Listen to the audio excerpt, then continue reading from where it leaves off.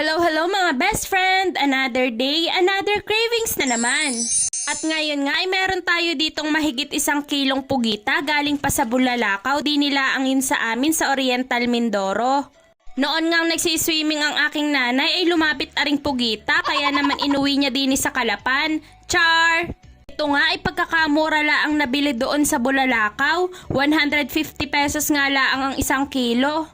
Kaya naman naisip ko na masarap na luto nga din ay ginataan. Para nga matanggal ang dulas at lansa nito ay minasahe ko lang ito sa asin. Tinanggal ko na nga din ang ngipin nito at baka nga makapangagat pa mga best friend. Char!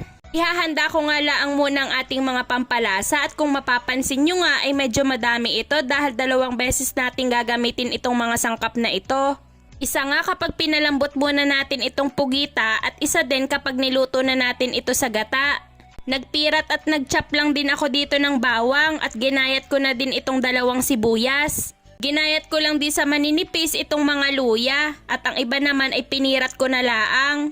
Pero hinugasan ko muna at may mga lupa-lupa pa nga ito mga best friend.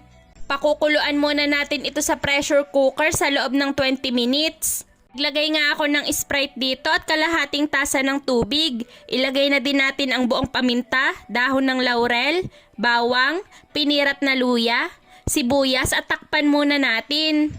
Kapag nag-whistle nga itong pressure cooker ay dito pa lang tayo magsisimulang magbilang ng 20 minutes at hinaan lang natin ang apoy. After 20 minutes ay patayin na natin ang kalan at pagpahingahin muna natin sa loob ng 5 minuto bago natin tanggalin ang pressure nito. Sobrang lambot nga nito mga best friend at dahil excited nga ako ay hindi ko na naantay lumamig at ginupit ko na agad ito sa maliliit. Ito na nga lang ang inabot ng mahigit 1 kilo na pugita natin dahil lumiit pa ito. Ngayon naman ay magpainit tayo ng kawali at maglagay ng kaunting mantika. Ilagay na din natin ang luya, mga bawang at isunod na din natin itong sibuyas. Halu-haluin lang natin hanggang sa magmahalan silang lahat bago natin ilagay ang pugita. Naglagay na din ako ng konting patis pampalasa.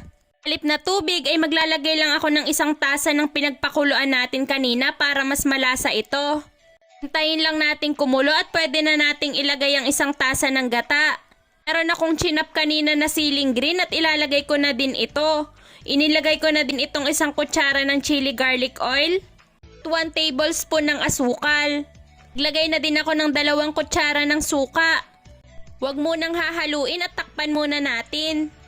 After 2 minutes nga, tinikman ko na muna para malaman ko kung ano gang lasa na nito.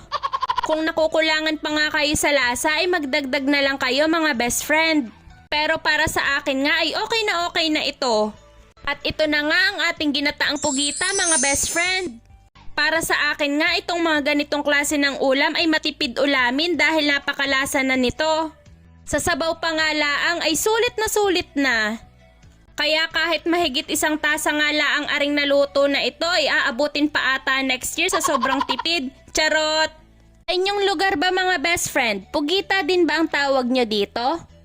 Baka sa lugar nyo, dinosaur ang tawag nyo dito mga best friend ha? Char! O ay siya, kumain na din kayo dyan mga best friend. Hanggang dito na laang muna at sa susunod ulit na katakawan ha? Siyempre, huwag niyong kakalimutan na i-like, i-share at mag-comment sa video na ito mga best friend.